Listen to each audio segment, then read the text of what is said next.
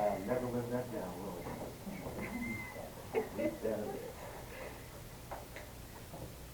Today I'm going to talk to you about sales and marketing, exactly what you'd expect this guy to talk about, right? What the heck's this guy going to talk to you about? Sales and marketing. A couple things we can start with here would be definition of insanity, doing the same thing over and over again and expecting different results. Anybody ever heard that one? Mm-hmm. There you go. And by the way, the thing we're doing today is Virginia College, everybody sells. What a thrilling idea, huh? Second one is, if you do what you've always done, you're going to get what you always got. Make sense? Today I'm going to take you on a bit of a journey with this intent for us to stop doing what we've done and to create better results than what we've got before.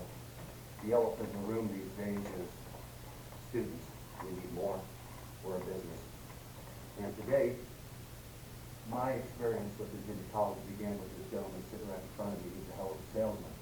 December 2015, we were talking, and I was sitting in Oregon on the Pacific Coast behind my house, and he talked me into coming out here. And not only is he my boss now as a result of his sales job, but he is an extremely good salesperson. And for that point, January 5th, I put the Pacific Ocean in my rearview mirror, drove 3,100 miles in 6 days, stopped and finishing my odyssey here.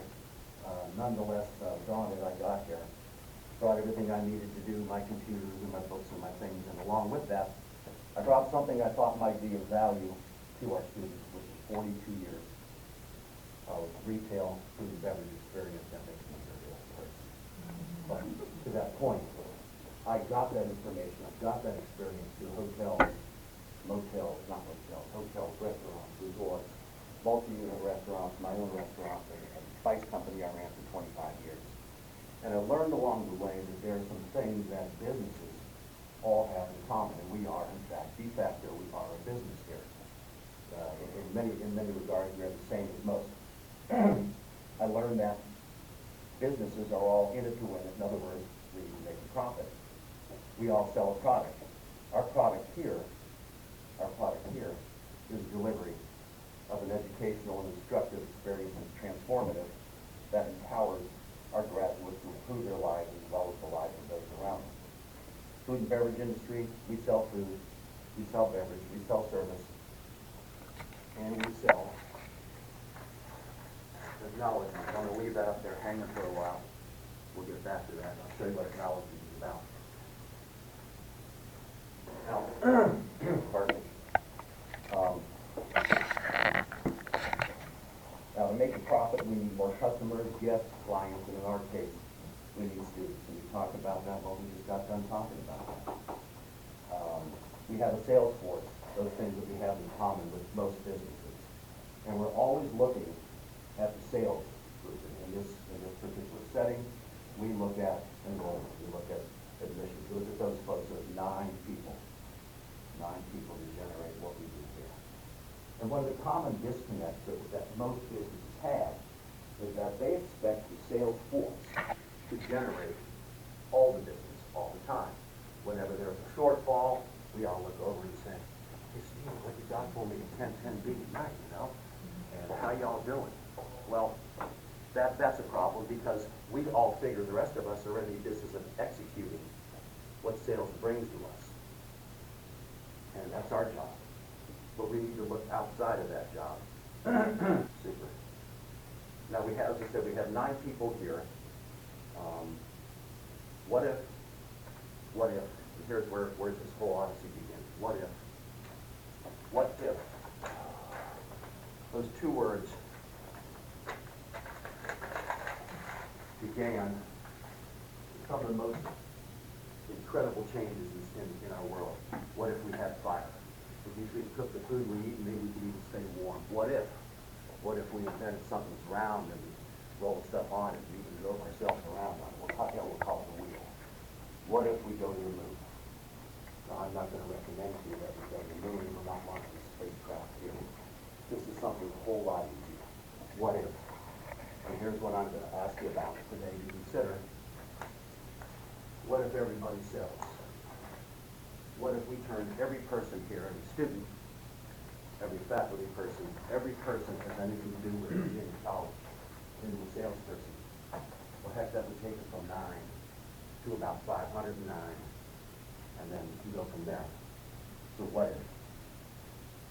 What if we could get all 500 students to sell Virginia College and their families to sell Virginia College with 40 instructors? It's a heck of a deal. Now, how do we get our students to become salespeople for Virginia College? We acknowledge them.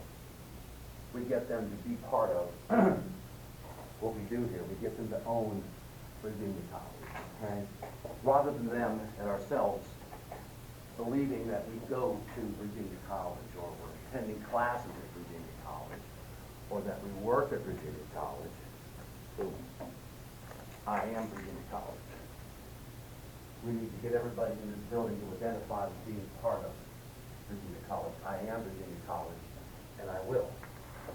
It's real simple. We have all those things that we have posted in the hallways that get people excited about coming to class and doing a great job and being excellent instructors, but we need to go one step farther, and that is to get them to own being part of it. Now, how do we do that? No, it's been identified, by the way, acknowledgement, we'll get back to that.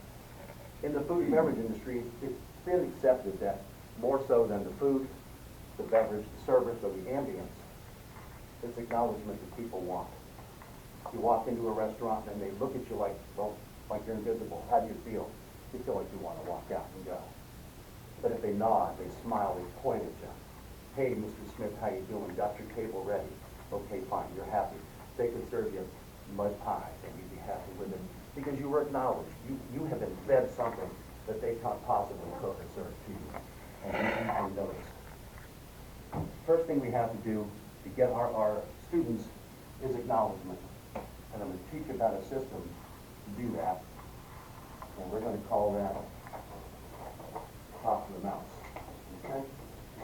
We call it top of the mouse. And I'll tell you a story about that. In another lifetime, I spent 20 years in holy deadlock, married to a gal who was from South Korea. And I used to bug the hell out of her all the time. Imagine that. Quiet, unassuming guy like myself bugging the hell out of her. But everywhere we go, I talk to people. We'd go to the movie theater. We'd go to the department store. We'd go to the grocery store. I'd be talking to people. And I knew it. I'm getting a hairy eyeball the whole time, right? You get out the door, and invariably, she'd say the same thing to me. Do you know him? No. Do you know her? No. Why do you talk to them? What you can get from them?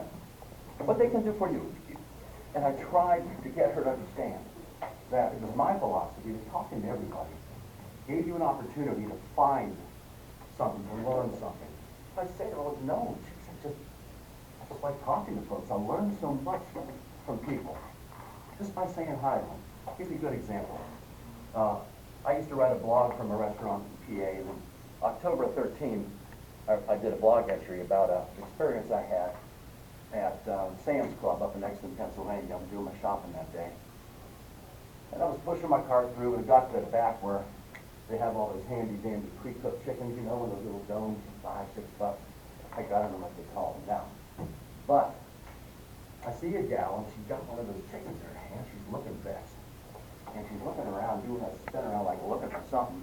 And I walked up to her, and I knew what she wanted. She wanted one of those handy-dandy bags that keeps her from making a mess in your car. I grabbed one of those bags, and I rolled my cart up to her and gave it to her. And she smiled and said, geez, thanks, you know. And I'm getting ready to bounce, right? But she stops me and says, you know, I was really lucky today. I'm thinking, okay, Randy, go with this. All right, go with this, you know. Let's just work this out. Keep it rolling. See if I can't, you know, crab away. And she says to me, you know, I've been so lucky today. I said, well, all right, tell me why. And she said, today when I came in, I forgot my members club card. And a fellow stepped forward and offered to let me use his card to buy my purchases. That sounds pretty lucky. And I'm thinking, all right, that's starting to sound okay. And then she says, well, then I met you and you helped me, and you took your time out of your day and helped me get the chicken in the bag. And I said, okay. And then, here it comes. Talk to the mouse. Talk to the mouse. Don't always talk to the lion. Talk to everybody in between. She knocked me out. She killed me. She says to me then, and this week I was diagnosed with breast cancer. You could have knocked me over with a feather at that point. I had no idea this was coming. You know, in the movies, when all of a sudden everybody fades out and you just got the two characters, right? And it's like West Side Story in a dance scene. When all you see is the two. She was hot, by the way. Anyway, and I'm thinking, holy Moses, what's going on here? And I'm about ready to fall down. And she goes on further to say to me that she had lost her husband several years prior to cancer as well. Oh, God, what do you say now? You know? So I said to her, may I ask her name? And she tells me it's Doris. And I said, Doris, I'm going to have you in my prayers tonight and then every day forward. And I thanked her and moved along. And I moved along from that thinking, gee, what? I had no idea this was going to happen to me. She changed the way I was thinking about my own self-pitying life, you know. I was thinking about all my junk that I was dealing with and stuff that was my issues. And here was a lady that had the grace, when confronted with struggling for her own life, that she could still see the value in just a couple of guys stepping forward to help her. Talk to the mouse, talk to everybody you see. You never know what's going to happen. How many of you can tell me the names of any of the people that clean our bathrooms and our hallways and our... Okay, how many? That's great. That's great. You should all be able to tell. There's two fellows that work here at night, Will and Kiani. Okay, great guys. I was watching Kiani for the last couple months, you know. Finally, he comes up to me 2 weeks ago and he says to me, hey, Chef, yeah, what do you do here? I said, great, that's what I've been waiting for. What I've been waiting for. Boom! Make the sale. Sit down, son. We're going to have to take a trip. I got his phone number last night finally. I connected with him. He's going to talk to us about becoming part of the culinary department here. I'm selling, okay? I'm not just teaching. I'm not just cooking. I'm not just giving Dave a hard time every day. I'm selling. And everybody here can sell too. Just talk to people, see what's going on. You never know what you can do. How do we get them to feel that way? We can do this type of thing with the ground level type thing, with stickers and signs and stuff like that. The reason we're going to do this is because if we put this type of stuff up, first thing we have to do is acknowledge in person. Let me go backwards and forget for that. We have to acknowledge first. You walk through the hallway, get your heads out of your cell phone, get your heads out of your own life, and say hi to people. How you doing? How's class going? You'd be amazed at what you're going to hear from them. Maybe they'll even talk to you about their program. Problems they're having, you never know. Just open the door, let them talk. You're out in the smoke pit, you're in the employee lounge. How are you doing? How's class today? What are you doing? Can I come in your class with you? Make a little joke, just see if you can get them to open up. Okay? Then, once we've done that, we keep enforcing that feeling. They start feeling like they are Virginia College. They start talking, they start living it. If they see it enough, they think it enough, they believe it enough, they eventually live it. It's easy to create, but it's a redundant thing. You do it over and over and over again. We have to make it part of our DNA each day. You walk down the hall and you say hi. Get your face up, look at people, and go looking for folks on the way to wherever it is you're going. Go look for folks and talk to them. You know how quiet I am. I don't talk to anybody. Then, once we get them believing that, their families are going to see the change in them.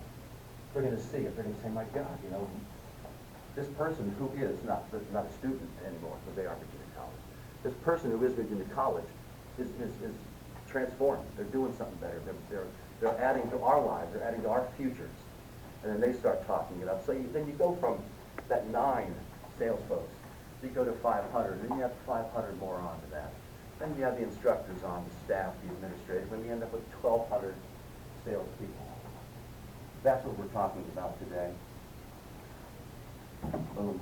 Now, how do we get our instructors to know how to become salespeople? How do we construct that? And there was a fellow named James Lavinson in 1974. That was the year I graduated from college, again enforcing my triple H. And Mr. Lavinson was the president of the Plaza Hotel, and he gave an iconic speech that he called Think Strawberries. And the Plaza was in trouble. They needed some real change, and they figured that perhaps this man could help infuse some success. And he gave this speech to the American Medical Association in February of '74. I want you to read that, and I've made copies. It's a fast, humorous, uplifting, meaningful read, and it has a lot in common with what we do here. His points were everybody, the 1,100 people that were involved with the Plaza Hotel, could become salespeople, and two, all they had to do to facilitate that was to know what they were selling. Let's put that in context of Virginia College. We need to know what each other sells. I have a product that I instruct. Everybody here has a product they instruct. Some of you didn't. All right. I got a plant here, so I decided to help you out. How do we do that? We need to find out what each of us is doing. And here's how you do it.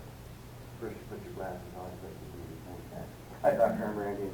You can tell from my big sticky attire, I teach people how to cook. What was your name, sir?